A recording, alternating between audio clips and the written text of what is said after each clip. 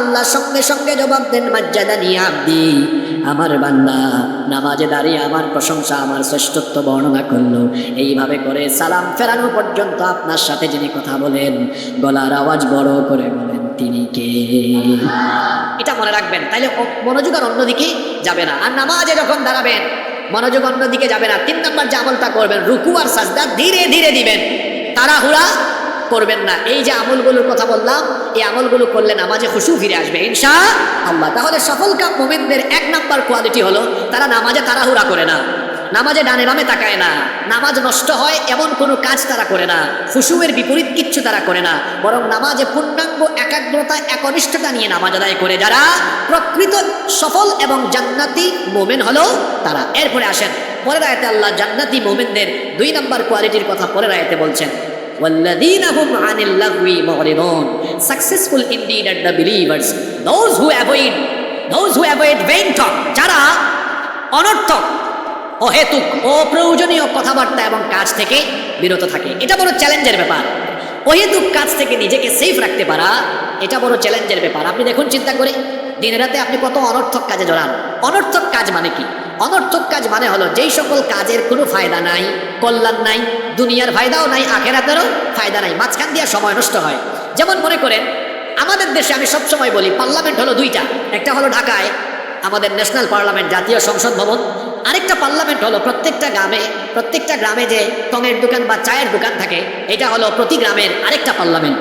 ওখানে চা বিক্রেতা স্পিকারের ভূমিকায় থাকে, আর চা খোররা সাংসদের ভূমিকায় অবতীর্ণ হয়ে চায়ের কাপে চমক দেয়। আর এলাকার কোন জায়গায় কি হলো, মিথ্যা গুজব কিংবা আলোচনা সমালোচনা, গিবতাল চুগলখুরির ঝড় উঠাইয়া সেখানে তারা অনর্থক বেহুদা ফালতু কাজে নিমজ্জিত থাকে। বলেন তো এরকম মানুষ আছে না নাই?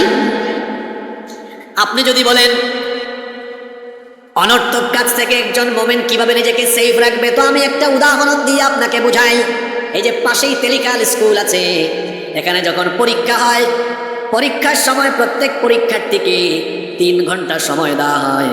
3 ঘন্টা সময় দিয়ে তার হাতে পরীক্ষার আনসার স্ক্রিপ্ট, উত্তরপত্র এবং কোশ্চেন পেপার, প্রশ্নপত্র দেওয়া হয়। আর ইনভিজিলেটর থাকেন, হল পরিদর্শক থাকেন। 3 ঘন্টা সময় দেওয়া হয়। ভালো ছাত্ররা দেখা যায় প্রশ্ন পাওয়ার পরে ডানে বামে তাকায় না, শুধু লিখতেই থাকে।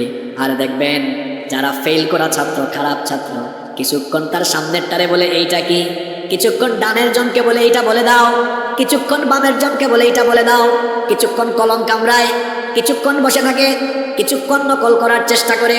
ইনভিজিলেটর এটা দেখার পরে ওই ছেলেটাকে বললেন, বাবা ঘড়ির টাইমের দিকে তাকাও, তোমার সময় কিন্তু চলে যাচ্ছে, অহেতুক সময় নষ্ট করো না, অনর্থক কোনো কাজ করো না।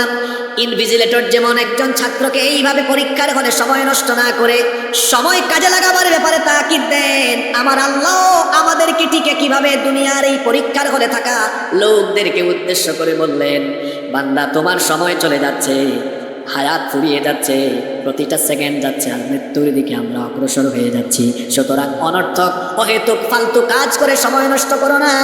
একজন ভালো পরীক্ষার্থী যেমন পরীক্ষার হলের প্রতিটা সেকেন্ডকে কাজে লাগায়, ঠিক তেমনি ভাবে একজন মুমিন দুনিয়ায় থাকা অবস্থায় প্রত্যেকটা সময়কে সে যেন কাজে লাগায়, অনর্থক কাজ থেকে যেন সে নিজেকে সেফ রাখে।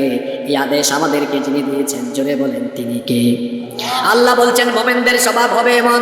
কোরআনে কারীমের 25 নম্বর সূরা সূরাতুল ফুরকানের 72 নম্বর আয়াতে আল্লাহ বলছেন, ওয়া ইযা মাররু বিল্লাগwi মাররু কিরামা।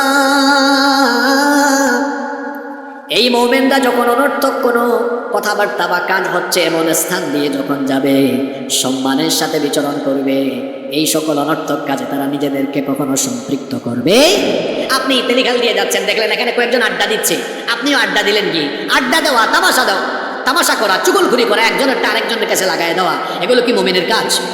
জোরে বলেন, এগুলো কি মুমিনের কাজ? মুমিন এইসব ফালতু কাজ করে না। আবার কোনো মুফাসসির বলছেন যে এখানে লাগওয়াত দ্বারা বোঝানো হয়েছে গুনাহের কাজ, যে সকল কাজ মানুষকে পাপের দিকে ধাবিত করে। মুমিন কখনো ওই কাজে জড়ায় না, কারণ তার জন্য তো প্রতিটা মুহূর্ত, প্রতিটা সেকেন্ড হলো মূল্যবান। অহেতুক সময় নষ্ট করার কোনো সময় তার হাতে নাই। এই জন্য জান্নাতে যখন জান্নাতীরা ঢুকবে, জান্নাতে গিয়ে জান্নাতীরা কোনো লাগু অর্থাৎ কোনো অনর্থক কিছু শুনবে না। এজন্য আল্লাহ সূরা নাবার মধ্যে বলেছেন, ইন্নালিল মুত্তাকিনা মাফাজান হাদাইকা ওয়া আ'নাবা ওয়া কাওয়াইবা আতরাবা।